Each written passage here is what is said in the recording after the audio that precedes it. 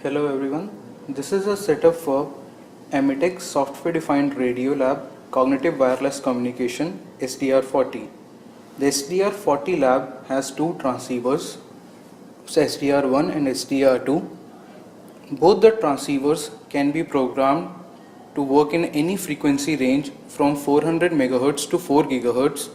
Along with the frequency, other parameters such as gain and bandwidth are also variable and can be programmed real time.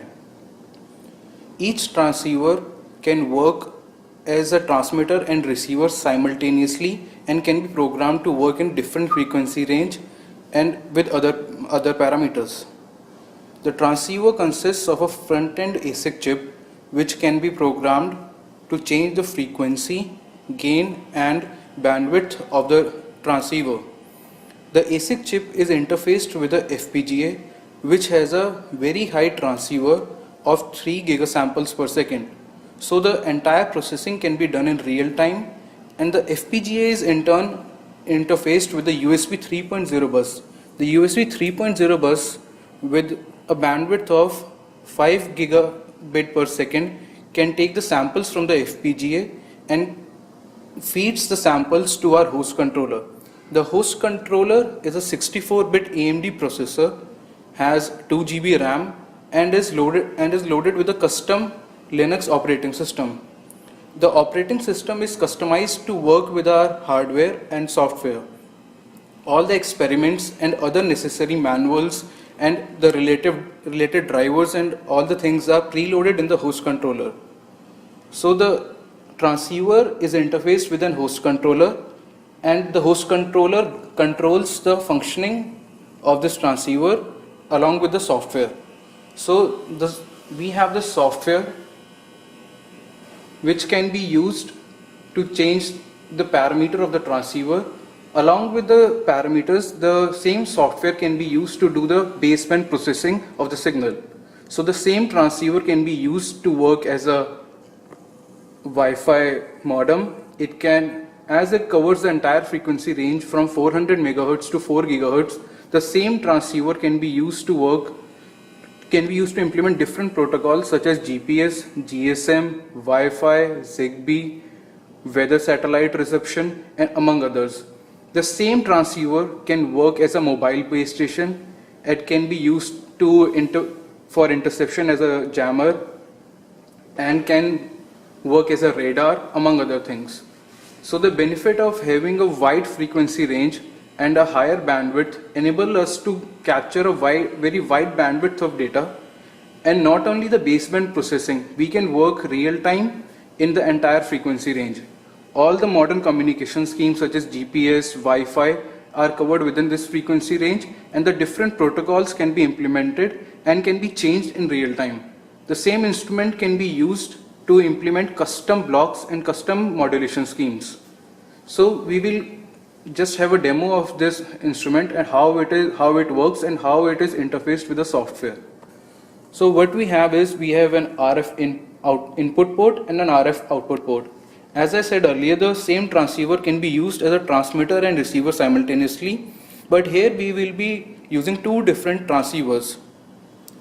This transceiver here will be used to transmit a frequency, and the same different transceiver here will be used to receive the transmitted frequency. So what we have over here are two log periodic antennas. The log periodic dipole array antennas are very wideband antennas. So we will plug the antenna here.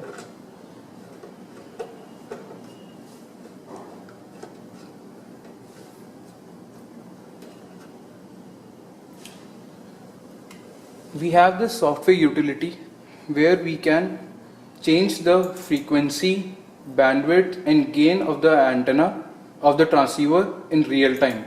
So we will go through the basic setup, how this transceiver is controlled, how the SDR lab basically works. So what we have over here in the SDR1, we will be transmitting a frequency of 2 GHz and we will be receiving the same frequency in SDR2. So let's start the software. Here I am transmitting a frequency at 2 GHz and I will be receiving the same frequency over here. So I am receiving a 2 gigahertz frequency over here. On the transmitter side, I will be changing the gain of the transmitted frequency, and as you can see, there is a variation, there is a change in the received amplitude wave. So along with the gain, I can change the bandwidth as well as the frequency. Right now we are transmitting at a frequency of 2 gigahertz. Now if we change the frequency from 2 gigahertz to 2.1 gigahertz, we see that the transmitting frequency has been changed, but the receiving frequency is still 2 gigahertz. So now we change the receiving frequency to 2.1 gigahertz as well. So similarly, like previously at 2 gigahertz, now I can change the gain and other parameters even at this frequency. So what this provides us with is a very reconfigurable platform where different parameters can be tuned in real time. So this was just a basic demo of how the different parameters are controlled in real time. We can implement different modulation schemes on this. One of the basic modulation scheme of amplitude modulation, we'll be going through this.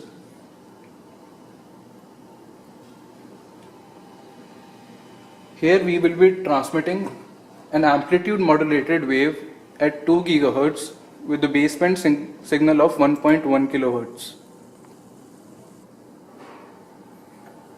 Here we are transmitting an amplitude modulated wave. The baseband signal is at 1.1 kilohertz, the modulating signal, and the carrier frequency is 2 gigahertz. Now let's receive this amplitude modulated wave over here.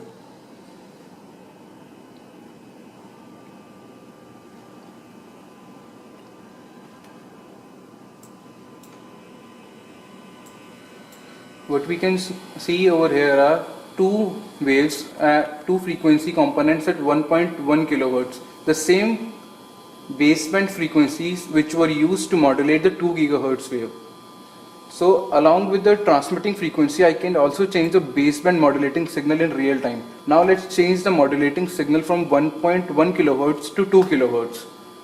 And in real time you can see, along with the audio of the tone, we can see two different spectral components over here.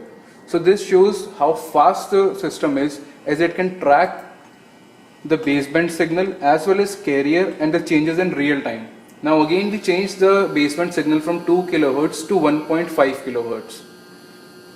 So this was a basic demonstration how amplitude modulation is implemented. Similarly, we can implement double sideband, single sideband, vestigial sideband, among other different amplitude modulation schemes. Along with the amplitude modulation, the other basic modulation, analog modulation scheme we have is frequency modulation. Here we will be seeing a narrowband FM.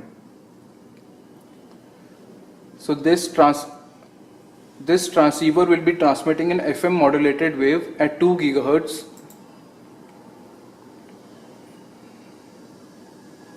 So I am transmitting a 1 kilohertz baseband signal, the modulating signal, and we will be receiving the same frequency modulated wave over here. This is how the spectrum of a FM modulated wave looks like. So as you can see, clearly the spectrum shows that the wave is frequency modulated, as we can see the frequency change in real time.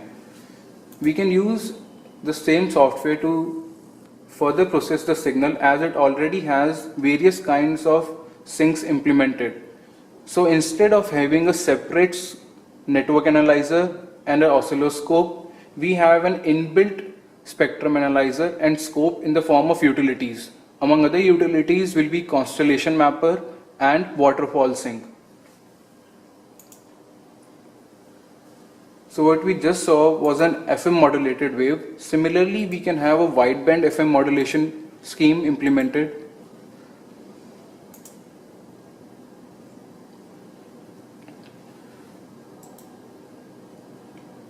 Now we will be transmitting a wideband FM modulated signal. As you can see, this is the spectrum of a wideband FM modulated signal at 2 gigahertz. This is a baseband signal, and the same signal is received at the receiver and demodulated to give us this display. As you can see, the entire spectrum can be replicated at the receiver.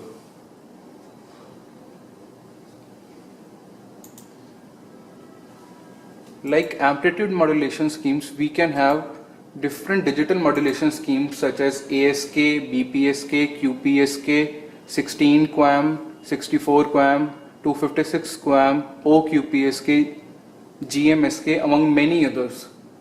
And the advantage of SDR platform is we can do the entire signal processing in the baseband, but at the same time we have the liberty of using the entire frequency spectrum of 400 megahertz to 4 gigahertz. So all these protocols of GSM, GPS, Wi-Fi can be implemented in real time and can be enhanced even further. So now we will be seeing a transmission and reception of amplitude shift keying modulation, the basic digital modulation scheme. Here we will be transmitting an ASK signal. Now again we execute this program and we are now transmitting an amplitude shift keying ASK signal.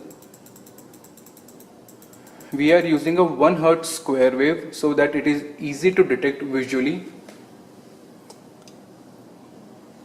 Again at the receiver side we will be receiving the spectrum. So as you can clearly see in this spectrum display, we can see that a carrier is modulated with an amplitude shift keying modulation scheme, as the amplitude is changing constantly according to the transmitted digital signal. Along for a 1 bit transmitted we have a received spectrum, and when there is a 0 bit we don't have any carrier wave at the receiver. This is just a crude approximation of amplitude shift keying, and further protocols such as 4ASK, 8ASK can be implemented in real time and can be customized. Among the other digital modulation scheme, the final modulation scheme we'll be seeing is a frequency shift keying signal. A frequency shift keying signal transmits 2 different frequencies for a 1 and 0. This is how the entire graph looks like for an FSK signal. We can easily implement any modulation scheme using blocks and diagrams, so it is easy to implement any modulation scheme in real time. Along with the graphical interface of the software, we can also write our own modulation schemes and custom blocks in Python and C++. So here we are transmitting an FSK signal, and at the receiver we will be seeing the spectrum of the FSK signal. As you can clearly observe, we are transmitting an FSK signal with a carrier frequency of 2 GHz, and when we demodulate this signal, we have 2 frequency components of approximately 3 kHz and 10 kHz. The same 3 kHz and 10 kHz wave were used at the transmitter side to modulate a frequency shift keying signal. So this was just a basic setup of what all can be done with a SDR40 setup.